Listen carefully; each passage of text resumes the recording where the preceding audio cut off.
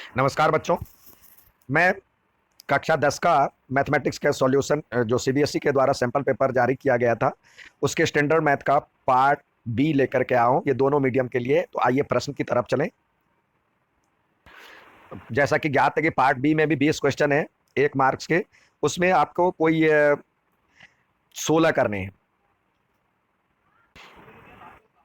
इसमें दिया हुआ है if two sum of two number is 1215 and their HCF is इतना, then the possible number of pair is such as. तो देखिए, ये सम दिया हुआ, तो एचसीएफ दिया हुआ, तो नंबर क्या हो जाएगा, जो नंबर है दोनों का एचसीएफ दिया हुआ तो इसका मल्टीपल होगा।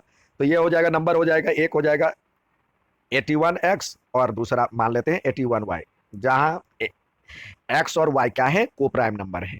तो इस दोनों का सम कितना दिया हुआ है यहाँ पे, 1215। अब 81 कॉमन ले लीजिए, x plus y is equal to हो जाएगा 1215। और फिर x plus y is equal to यदि हम करते हैं 1215 अपॉन में 81 करते हैं तो इसको डिवाइड करेंगे तो 15 आएगा। तो दोनों का जोड़ आपका x plus y is equal to 15 आया। दोनों को प्राइम नंबर है, यानी आपस में परस्पर सहभाज्य है। तो देखिए, ये एक्स और प्लस वाई इजकल टू यदि 15 रखते हैं तो उसका संभावित जोड़ा क्या क्या हो सकता है, 1 और 14, 2 और 13, दोनों में एचसीएफ मतलब कोई भी कॉमन फैक्टर नहीं होना चाहिए। 3 और 12 में देखिए, 3 और 12 में 3 कॉमन है तो ये नहीं आएगा। 4 और 11, 5 और 15 में भी, 5 और 10 में भी कॉमन है 5, तो इसलिए वो भी नहीं आएगा। फिर 6 और 9 उसमें भी कॉमन है, मतलब 5 और 10 में कॉमन है 3, और 12 में भी कॉमन है 3, इसमें भी 5 कॉमन है। इसके बाद 6 और 9 इसमें भी कॉमन है। उसके बाद बचा 8 और 7, 7 और 8 इसमें कॉमन नहीं है। तो ये को प्राइम नंबर जो 1 2 3 4, तो ये सारे कॉमन मतलब इसके संभावित जोड़े हुए। तो देखिए इसमें क्या दिया हुआ है, कितने हो सकते हैं संभावित जोड़े, तो इसका सी आंसर 1। नेक्स्ट सवाल देखते हैं। नेक्स्ट सवाल दिया है, जो दो रैखिक समीकरणों को क्रम से ए बी सी डी रेखाओं द्वारा निरूपित करने का किया, given below the graph representing two linear equation by A and B, A B and C D, इससे वो दो लाइन से रिप्रेजेंट किया गया। What is the area of triangle formed by these two line with x zero. अब x zero यानी x zero बराबर में कौन सा लाइन होगा, ये लाइन होगा। तो इस लाइन से ये दोनों इक्वेशन जो है उसके लाइन एक ये है और एक ये है, यानी आपका जो तो उससे कह रहा है एरिया निकालिए, यानी इसका एरिया निकालना है इस साइड का। तो इसको हम देखते हैं, तो देखिए इसका जो हाइट है, मतलब ये आधार और ऊंचाई, आधार कितना हो जाएगा, यहां से गिनिए 1 2 1 2 3 4 5 और 6, बेस हो गया 6। और हाइट, मैक्सिमम हाइट ये हुआ। तो गिनिए इसमें कितनी लाइनें, एक मतलब 1 और 2, तो हाइट है 2, आधार गुने ऊंचाई 1/2 आधार गुने ऊंचाई होता है। तो इसको सॉल्व करें, 1/2 गुने आधार 6 है और ऊंचाई 2 है, इसको करेंगे तो ये हो जाएगा 6 स्क्वायर यूनिट, जिसका आंसर सी है। नेक्स्ट सवाल देखते हैं। इसमें अगला सवाल दिया है, if tan alpha cot alpha is equal to 2।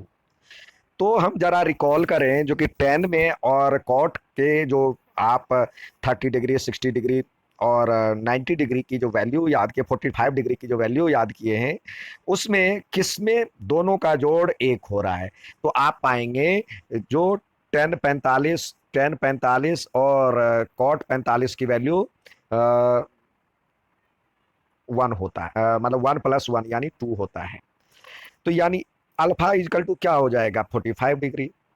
अब इसमें रखेंगे तो यह हो जाएगा 1 का पावर, tan अल्फा की वैल्यू 45 हो गया, tan 45 की पावर 20 और प्लस 1 का पावर 20, यही होगा इसका आंसर। तो 1 का पावर कितना भी रखा जाए तो 1 ही होगा, और 1+1 इजकल टू 2 इसका सही आंसर होगा।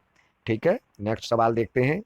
नेक्स्ट सवाल आपको दिया है जो कि ये इक्वेशन है और ये इक्वेशन है। तो एक्स वाई का मान ज्ञात करने के लिए दे रहा है। यहाँ पे देखिए बड़ी बड़ी संख्याएं दिया हुआ है, तो इससे हम क्या करें, सीधे प्लस कर दें। और यदि निकालना होगा तो एक बार प्लस और एक बार माइनस करके निकालते हैं। तो ये बच्चे कंफ्यूज हो जाते हैं इसमें, जो कि इस तरह के सवाल देखते ही मल्टीप्लाई और इक्वेट करने लगते हैं। तो देखिए आप इस दोनों को जोड़िए, 217x प्लस 131y, क्योंकि एक दूसरे में 913, यानी यहाँ पे जो है y में, वहाँ पे x पे है, तो दोनों के वैल्यू ये एक ही जैसा होगा। 131x plus 217y equal to 827।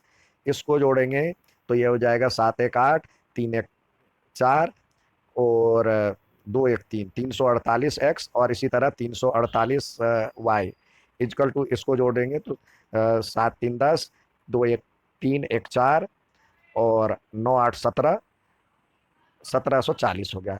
अब यहाँ पे 348 कॉमन ले लेते हैं, 348 इधर से x और y।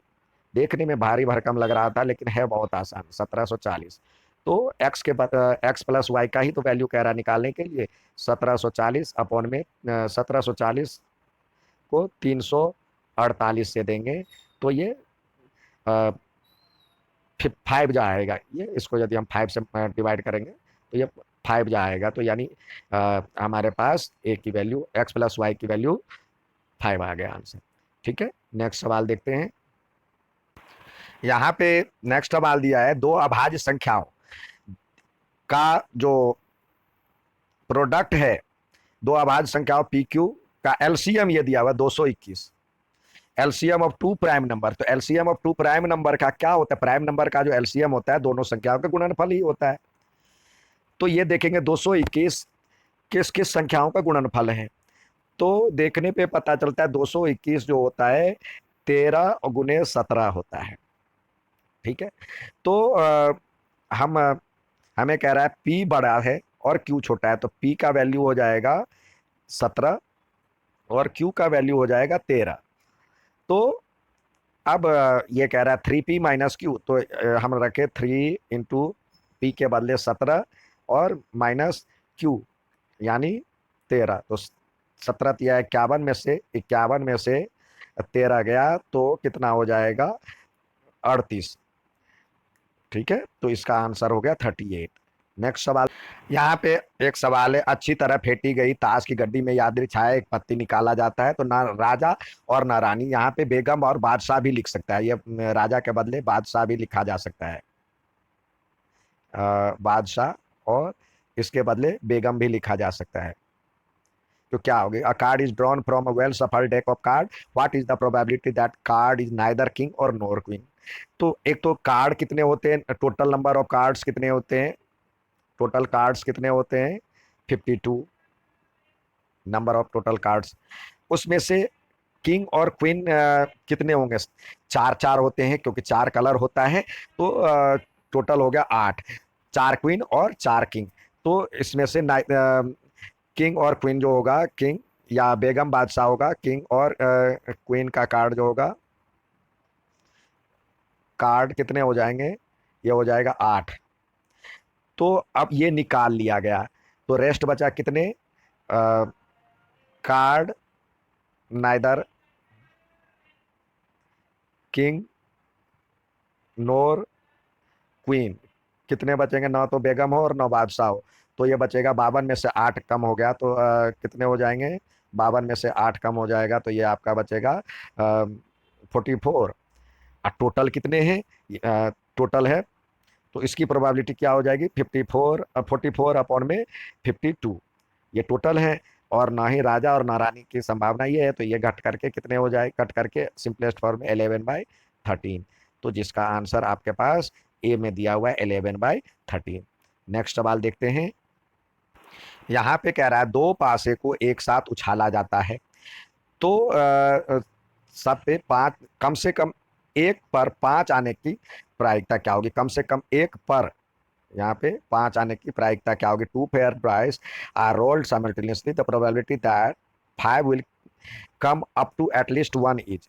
अब देखिए टोटल कितने हो जाएंगे, ऐसे कर लीजिए 1 से लेके 6 तक, यानी देखिए इधर से 1 2 3 4 5 और 6, और इधर 1 2 3 2 3 4 5 6। तो इसको यदि हम करते हैं तो टोटल 36 आ जाएगा। ठीक है। तो 5 किस में आएगा, एक तो इसमें आएगा 5 1 5 2 5 3 5 4 5 5 5 6, और इसमें आएगा यहाँ से 1 5 1 5 2 5 3 5 4 5 और 6 5। तो टोटल 5 कितने पे आ रहा है, टोटल जो 5 है 1 2 3 4 5, और यहाँ 6 5 भी आएगा, 6 7 8 9 10 और 11। 11 पे 5 आ रहा है कम से कम एक बार, 2 बार भी आ सकता है। टोटल 1 1 2 2 इस तरह से लिखेंगे, टोटल 36 आ जाएगा। तो 11/36, जिसका आंसर आपके पास दिया हुआ है बी। ठीक है, नेक्स्ट सवाल देखते हैं। नेक्स्ट सवाल आपके पास दिए हुए हैं 1 + sin² A = 3। तो देखिए sine alpha plus into sine cos alpha, 1 + sin² alpha. तो हम लिख सकते हैं 1 के लिए हम लिख सकते हैं sin² alpha plus cos² alpha लिख सकते हैं, और प्लस sin² अल्फा है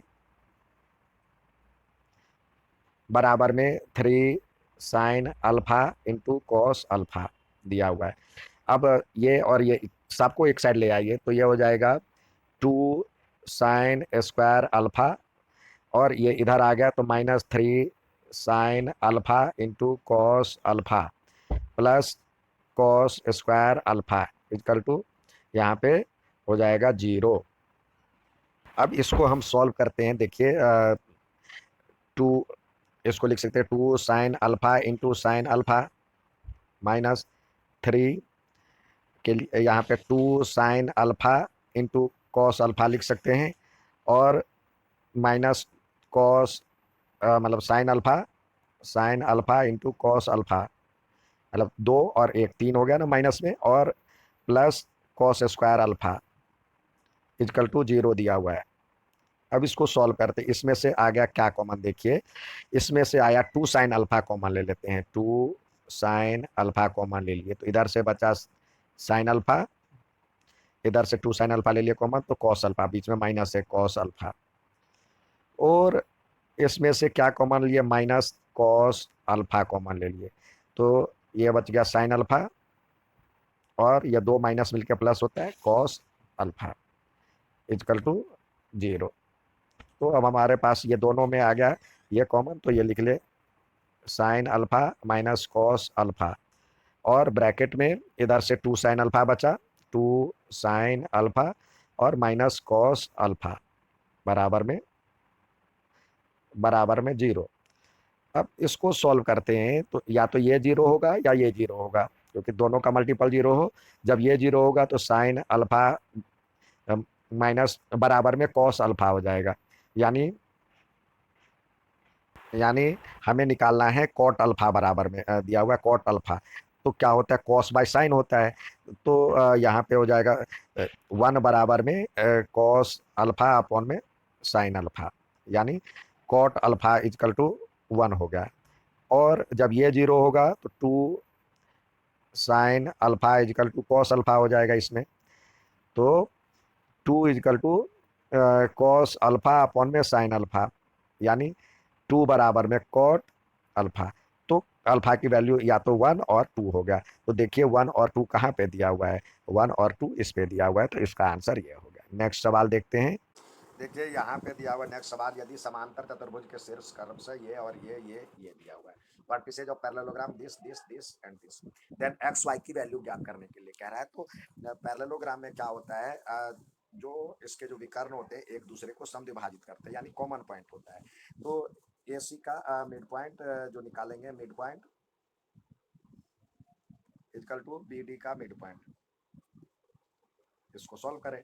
दोनों का AC का मिड पॉइंट देखिए क्या है, x बराबर में 1 प्लस एक्स 1 + x/2, और y की वैल्यू हो जाएगी 2 + 6/2, 2 + 6/2, और बराबर में 20, 2 और 3 4 और 3 यानी होता है ना x1 + x2/2 होता है मिड पॉइंट। तो यही यहाँ पे यूज किया गया है, x की वैल्यू इसका, और फिर y की वैल्यू y + 5, y + 5/2। तो अब इसको सॉल्व करें तो ये हो जाएगा 1 + x/2 इजकल टू 4 + 3/2, ये कट गया, तो x इक्वल टू हो जाएगा 4 3 7 में से 1 गया तो 6 हो जाएगा। इसी तरह यहाँ पे दिया हुआ 8/2 हो जाएगा, ये बराबर में y प्लस 5/2, 2 से 2 कट गया तो y की वैल्यू क्या हो जाएगी, y इक्वल टू हो जाएगा 8 में से 5 गया तो 3, y इक्वल टू 3, तो x इक्वल टू 6 और y equal to 3, x equal to 6 और y इक्वल टू 3। देखिए तो इसका ये आंसर होगा। ठीक है, नेक्स्ट सवाल देखते हैं। देखिए यहाँ पे दिया हुआ है ये एंगल ए सी बी, यानी ये एंगल इसके बराबर दिया हुआ है और हमें कह रहा है ये दिया हुआ है और ये दिया हुआ है और कह रहा है बी डी की लंबाई ज्ञात करें, यानी ये लंबाई ज्ञात करनी है। तो हम देखते हैं triangle triangle A A C D, देखिए ये तो कॉमन है ही, सिमिलर होगा किसका, ये सिमिलर होगा ट्रेंगल ए तो दोनों में है तो ए, और सी हमने लिया है इस पे तो ए सी डी, तो सी किसके बराबर में है इसमें, बी के बराबर में, क्योंकि बड़े ए बी सी के लिए ये कोण बराबर में ये कोण है, तो ये हो जाएगा ए डी और ए बी और सी के बराबर में। देखिए क्योंकि ये डी बराबर में था इस ये कोण, तो जहाँ पे डी का पोजीशन है वहाँ पे सी का पोजीशन होना चाहिए, सर्वांग हो जाएगा ए सिमिलरिटी से, तो सी पी सी टी से उसके कंग्रुएंट पार्ट भी बराबर होंगे, सेम रेशियो में होगा। तो देखिए इसका तो इसमें तो ये 3 है, एक बेस, और इसका ये बड़ा साइड हो जाएगा 3/8 इक्वल टू इसका बड़ा साइड यानी 8, छोटा साइड इस त्रिभुज के लिए छोटा साइड ये, और अपॉन में ए बी, ये बराबर होगा। इसको सॉल्व करते हैं हम तो हमारा आ जाता है ए बी इक्वल टू हो जाता है 64/3। तो ए बी क्या है, ये प्लस ये है, यानी हमें A B plus B D equal to 64/3, तो बी डी की वैल्यू निकालना है और ए डी की वैल्यू दिया हुआ है 64/3 माइनस 3, इसको सॉल्व करेंगे तो आ जाएगा 64 माइनस 3 जा 9/3, इसको सॉल्व करने के बाद आएगा 55/3, तो इसका सही आंसर ये होगा। नेक्स्ट सवाल देखते हैं।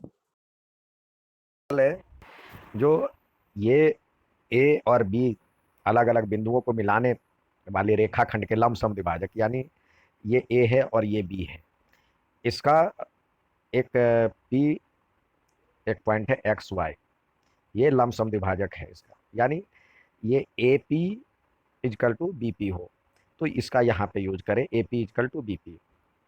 तो दूरी है तो A P square is equal to B P square भी कर सकते हैं, जिससे रूट हट जाएगा तो ए पी स्क्वायर यानी एक्स और वाई, तो ये एक बिंदु है 4 और 5, तो हम लिख सकते हैं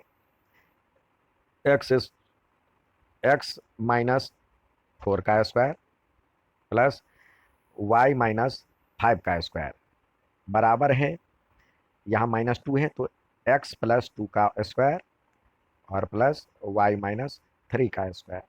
अब इसको सॉल्व करते हैं तो ये हो जाएगा एक्स स्क्वायर प्लस माइनस है तो 4 दूनी 8x और प्लस 16, और ये हो जाएगा वाई स्क्वायर माइनस 5 दूनी 10y प्लस 25 ए प्लस बी का होल स्क्वायर, और इधर से इधर वाला x square plus 4x plus 4 और वाई स्क्वायर प्लस माइनस 3 2 जा 6y प्लस 9। अब यहाँ इसको एक्स स्क्वायर से एक्स स्क्वायर चला जाएगा और इधर से वाई स्क्वायर और वाई स्क्वायर चला जाएगा, बचेगा क्या, इधर -8x और -10y और 41, और इधर से बचेगा 4x और -6y और 9 4 13, एक ही साइड ले आते हैं तो ये हो जाएगा x, ये माइनस एक्स हो जाएगा तो ये भी इधर आके माइनस हो जाएगा तो 12x हो जाएगा, और ये माइनस है इधर आके प्लस हो जाएगा और ये माइनस है तो ये बचेगा 4y, और ये 41 में से 13 गया तो बचेगा 28 इक्वल टू 0। तो -4 इसमें से कॉमन ले लें, तो ये हो जाएगा आपके पास 3x, और -4 कॉमन ले लिए तो y, और -7 इक्वल टू 0। अब 3x plus Y -7 equal to 0। तो ये इक्वेशन बना। इस तरह का इक्वेशन देखिए क्या है, इस तरह से मिलता जुलता। 3x plus Y -7, 3x plus Y -7, ये इसका आंसर है। नेक्स्ट सवाल देखते हैं। यहाँ पे दिया हुआ है, इसमें कह रहा है जो कि cot y by cot x निकालना है। तो कॉट में होता क्या है, अ, तो होता है बी बाय पी, यानी बेस बाय परपेंडिकुलर। तो इसके लिए ये बेस हो जाएगा, ये बेस हो जाएगा, और ये परपेंडिकुलर हो जाएगा। साथ ही कह रहा देखिए, ये दिया हुआ मध्य बिंदु है, तो ये एक है, और इसके लिए ये भी एक हो जाएगा, बराबर है।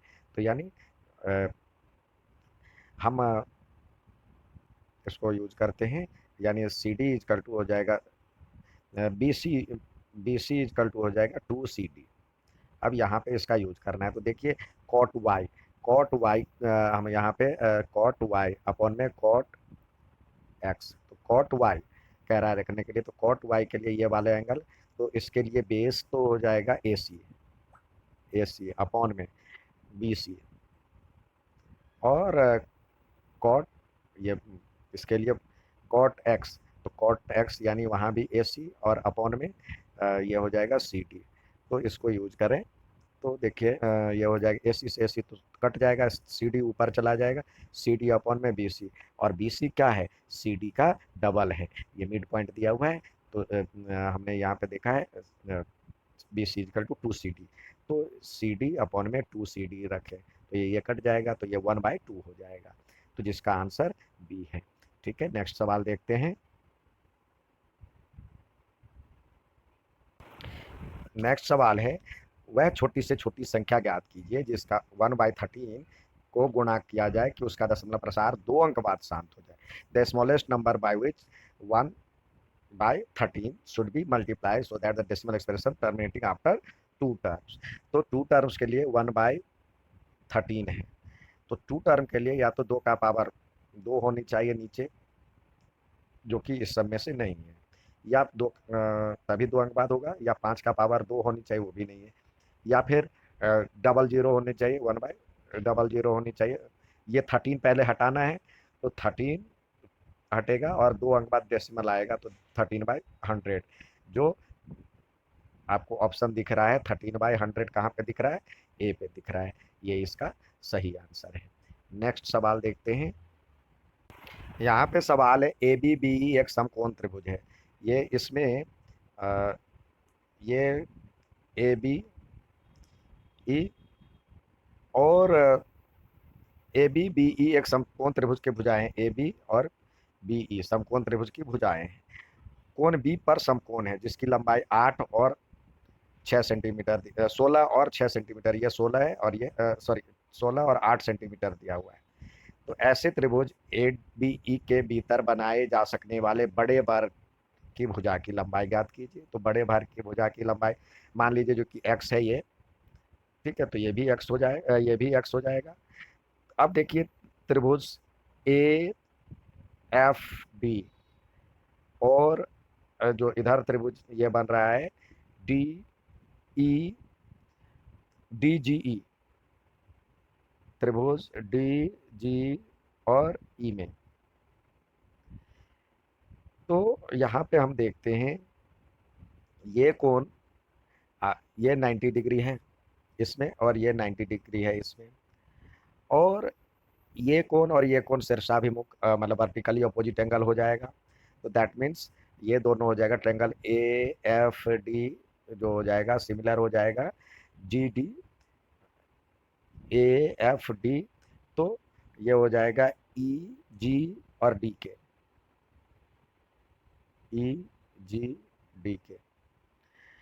अब किससे ए समरूपता से, तो यहाँ लिखे ए समरूपता से, ए सिमिलैरिटी से।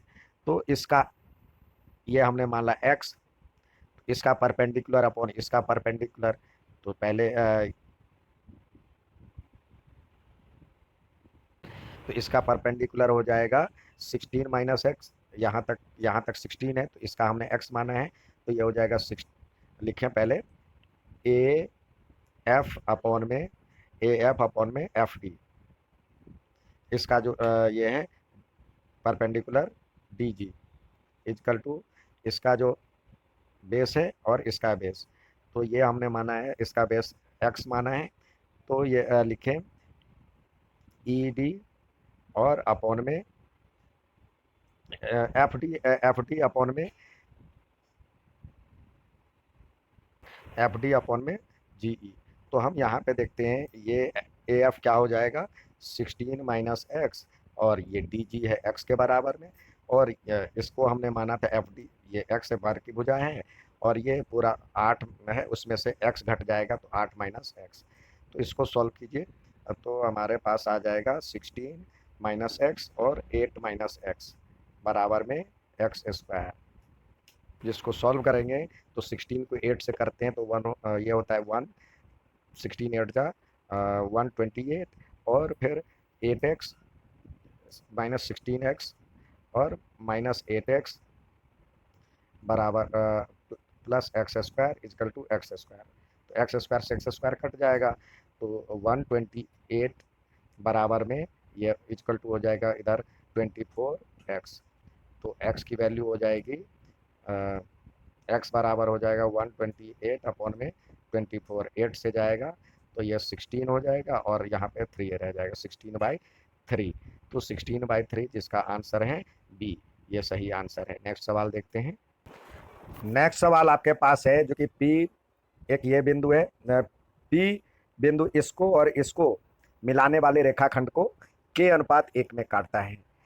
तो अब पहले उसका निर्देशांक ज्ञात कीजिए। तो के इज टू एक 1 के लिए क्या होता है, जैसे ये सवाल दिया हुआ है आपके पास, तो हमारे पास फॉर्मूला होता है m2 x1 plus m1 x2 upon में m1 प्लस m2। ये इस तरह से x के लिए होता है, और वैसे ही y के लिए विभाजन सूत्र का प्रयोग करेंगे हम सेक्शन फार्मूला का। तो देखिए के इधर से r और इधर से s रखे, तो ये -1 और 3 है, और इधर है 9 और 8, और इधर k इज टू 1। तो k को 9 से कीजिए, तो 9k और माइनस माइनस प्लस के 9k, और क्या होता है के m2 k1 m1 m1 m1 x2 और प्लस m2 x1। तो ये प्लस है तो 1 को -1 से करेंगे तो -1 हो जाएगा अपॉन में k प्लस 1। एक तो ये हो गया, और y की वैल्यू हो जाएगी k 8k और प्लस 3 1 जा 3 अपॉन में k प्लस 1। ये y की वैल्यू हो जाएगी। ये कह रहा है इसको सेटिस्फाई करता है, तो यानी कि x के बदले ये रखिए 9k -1 अपॉन में k प्लस 1, और y के बदले हमें रखना है 8k प्लस 3 अपॉन में k प्लस 1 और प्लस 2 इजकल टू 0। तो इसको सॉल्व करें हम, यदि करते हैं तो देखिए k प्लस 1 कॉमन ले लेते हैं, नीचे में एलसीएम ले लेते हैं, तो 9k -1 और यह -8k और -3 और 2 से करेंगे तो ये हो जाएगा प्लस 2k प्लस 2 और इजकल टू 0, यानी इस 0 है तो ये पूरा 0 हो जाएगा। तो 9k में से 8k गया, 9k और में से 8k, 1k बचा और 2k 3k हो गया 3k। इसी तरह 1 और -1 -3 -4, और -4 में से 2 गया, तो क्या हो जाएगा आपके पास +2 इजकल टू 0। 2 माइनस में बचेगा क्योंकि ये -1 और -3 था, तो -2 इजकल टू 0। अब इसको लिखते हैं तो 3k इजकल टू हो जाएगा 2, तो k इजकल टू 2/3। तो ये इसका k का वैल्यू आ गया, जो कि आपको दिख रहा है k का वैल्यू 2/3, ये इसका सही आंसर है। नेक्स्ट सवाल देखते हैं। देखिए नेक्स्ट सवाल है, नीचे दी गई आकृति ABCD में ये 14 सेंटीमीटर, ये 14 सेंटीमीटर साइड दिया हुआ, ये भी 14 सेंटीमीटर है, और ये कह रहा मिड पॉइंट है, और तो छायांकित भाग का क्षेत्रफल कह रहा निकालने के लिए जो शेडेड एरिया है। तो देखिए यहाँ से यदि हम इसको ये डालते हैं, लाइन डालते हैं, तो ये क्या हो जाएगा, ये इधर हो जाएगा सेमी सर्कल, और ये दो जो क्वाड्रेंट है, ये क्या है, ये रेक्टेंगल में से दो क्वाड्रेंट यानी सेमी सर्कल का जो एरिया है वो निकाल लेंगे। तो देखिए ये 7 हो जाएगा और ये 14 हो जाएगा। तो इसका जो एरिया होगा, शेडेड रीजन का एरिया, छायांकित भाग का क्षेत्रफल होगा, तो ये पूरे क्या होगा, ये अर्धवृत्त का क्षेत्रफल यानी सेमी सर्कल का क्षेत्रफल तो क्या होता है, पा, या वैसे देख लीजिए, अर्धवृत्त का क्षेत्रफल, अर्धवृत्त का क्षेत्रफल, ठीक है, और माइनस इसकी त्रिज्या 7 है, और ये भी सिर्फ त्रिज्या 7 है, ये प्लस हो जाएगा। तो ये अब देखिए दूसरे वाले में यहाँ से यदि हम दूसरे कलर का यूज करें, तो ये वाले एरिया से नीचे वाले में क्या हो जाएगा, ये वृत्त का आयत का क्षेत्रफल, आयत का क्षेत्रफल, और घटे और 2 गुने चतुर्थांश का क्षेत्रफल, तो यानी अर्धवृत्त का क्षेत्रफल, अर्धवृत्त का क्षेत्रफल। तो ये भी और ये भी सेम ही है, क्योंकि इसकी भी त्रिज्या 7 है और इसकी भी त्रिज्या 7 है। तो 2 गुने अर्धवृत्त जो हो जाएगा, 2 गुने चतुर्थांश बराबर में अर्धवृत्त के बराबर हो जाएगा। तो आयत का क्षेत्रफल क्या हो जाएगा, तो ये 7 है और ये 14 है, तो 14 गुने 7 बराबर में 98 सेंटीमीटर स्क्वायर। देखने में भारी भरकम लग रहा था, लेकिन है बहुत आसान। नेक्स्ट सवाल देखते हैं।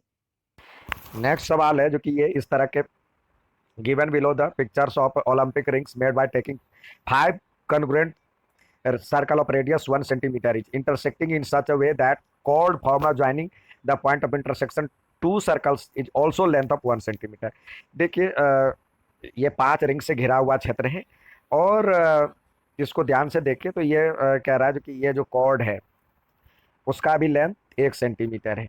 तो यदि हम यहाँ पे ये डालेंगे, ये 1 सेंटीमीटर त्रिज्या है, ये 1 सेंटीमीटर है, ये भी 1 सेंटीमीटर है, ये तो इस साइड का तो आपको निकल जाएगा, ये वाला रीजन का निकल जाएगा, क्योंकि क्या होगा, एरिया ऑफ सेगमेंट, तो एरिया ऑफ सेगमेंट इधर, और ये वाला भी दूसरे साइड से यहाँ से डालेंगे तो ये वाला भी अलग है। इस तरह से ये कुल 8 सेगमेंट बनते हैं, एक इधर, दूसरा यहाँ, 3 इधर, चौथा इधर, 5 यहाँ पे, 6, 7 और 8, तो 8 सेक्टर का एरिया निकाल लेंगे।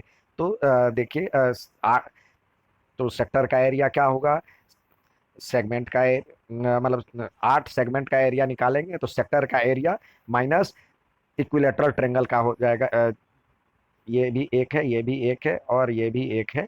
तो इस तरह का यह हम निकाल लेंगे यदि, तो ऐसे ऐसे 8 साइड हैं, तो निकालेंगे 8 इंटू जो सेगमेंट के लिए एरिया क्या होता है, ये इक्विलेटरल ट्रेंगल में 60 डिग्री होता है, ठीक, 60 अपॉन में 360 माइनस पाई आर स्क्वायर, पाई और आर के बदले 1 है, 1 स्क्वायर माइनस, और इक्विलेटरल ट्रेंगल का एरिया क्या होता है, √3/4 इंटू साइड स्क्वायर, साइड क्या है, 1 है, 1 का स्क्वायर, तो इसको काटेंगे तो ये हो जाएगा 6, तो क्या हो जाएगा 8 पाई/6 और माइनस √3/4 सेंटीमीटर स्क्वायर। तो देखिए इस तरह से यदि आपको दिख रहा है कोई, तो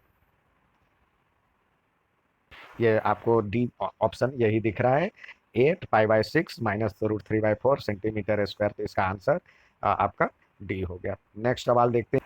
नेक्स्ट सवाल है, यदि 2 और 1/2 इस इक्वेशन के शून्यक हैं तो क्या रिलेशन होगा। तो देखिए ये सम ऑफ जीरो क्या होता है, 2 + 1/2 इजकल टू हो जाएगा -b/a, तो यानी -5/p। इसको सॉल्व करेंगे तो ये हो जाएगा 2 दूनी 4, 1 5/2 इजकल टू -5/p। तो ये 5 से 5 कट जाएगा, तो p इजकल टू हो जाएगा -2। एक तो ये हो गया।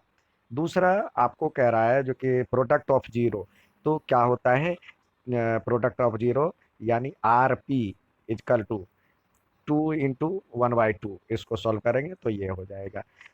तो इससे हमें पता चला ये प्रोडक्ट ऑफ जीरो होता है, प्रोडक्ट ऑफ जीरो C/A होता है। तो 2 × 1/2 C/A, यानी R/P। तो इसको सॉल्व करेंगे तो ये हो जाएगा R बराबर में P, और P के बदले क्या है -2, तो यहाँ पे -2, तो P बराबर में R = -2, यानी बी आंसर। नेक्स्ट सवाल देखते हैं। नेक्स्ट सवाल दिया हुआ है, एक वृत्त की परिधि 100 सेंटीमीटर है। तो वृत्त के भीतर एक बार की भुजाओं की, तो एक वृत्त है, तो वृत्त के अंदर देखिए, यदि हम एक वर्ग बनाते हैं, कोई एक वर्ग बनाते हैं, तो इसका ज़्यादा से ज़्यादा जो ये डायगोनल होगा, डायगोनल जो होगा वो इसके 2r के बराबर होगा, यानी इसका जो डायमीटर होगा वो इसका डायगोनल होगा। तो 2πr बराबर दिया हुआ है 100। तो ये 2r = क्या हो जाएगा, 2r यानी डायगोनल, 2r = हो जाएगा 100/π। ठीक है, 100/π हो जाएगा, ये हो जाएगा इसका डायगोनल। डायगोनल रूट का यदि साइड ए है तो डायगोनल होता है √2a। तो √2a बराबर में आपको दिया हुआ है 100π/π। ठीक है, तो इसको सॉल्व करेंगे तो a = क्या आ जाएगा, 100/√2π। तो √2 को √2 से यहाँ पे गुना कर दे, ऊपर नीचे, जो क्लास 9th में सीखे थे कन्ग्रुएंट करना, वो, तो ये 2 हो जाएगा। तो 2 से यदि हम करेंगे तो ये हो जाएगा, तो आंसर हो जाएगा 50√2/π। तो इसका आंसर हो जाएगा ये। नेक्स्ट सवाल देखते हैं। नेक्स्ट सवाल आपका दिया हुआ है, इसका पावर ये बराबर में 2 4 3। तो ये एक बार देखिए, 3x + y = जब इसको सॉल्व करेंगे तो ये हो जाएगा हमारा 3 का पावर 3, 3 जा 9, 3 जा 27, 3 जा 20, 81, 3 जा 2, 3, 3 जा 9, 3 जा 27, 3 जा 81, 3 जा, यानी 3 का पावर 5, तो x + y = 5 हो गया, एक इक्वेशन। ठीक है, अब दूसरा आपका हो जाएगा x - y = यहाँ पे ये जो है 343 का पावर x माइन, यहाँ पे 343 यानी 3 का पावर 5 जो अभी हमने देखा है, और इंटू x - y दिया हुआ है, तो यह बराबर में 3 दिया हुआ यानी 1। तो इसको सॉल्व करेंगे तो 3 का पावर 5 x - y = 3। तो इससे हो जाएगा हमारे पास जो दूसरा इक्वेशन हो जाएगा 5x - 5y = 1। ठीक है, तो हम इसको यदि देखते हैं तो क्या आता है। अब इसको यदि सॉल्व करते हैं तो आपके पास यदि करते देखिए, ये हो जाएगा, एक इक्वेशन ये है, एक इक्वेशन ये है, तो कितने सॉल्यूशन कह रहा है, तो ये 1/5 = यहाँ भी 1/-5 आ जाएगा, ये माइनस में है तो ये इज नॉट इक्वल टू जी, और ये 5/1 हो जाएगा। यानी यह जब यही बराबर नहीं है तो जब A1 में A2 is not equal to B1 में B2 होता है, तो क्या होता है, यूनिक सॉल्यूशन होता है। तो यानी सॉल्यूशन होगा इसका ए। ये था पार्ट बी। अच्छा लगे तो लाइक और सब्सक्राइब जरूर करें। धन्यवाद।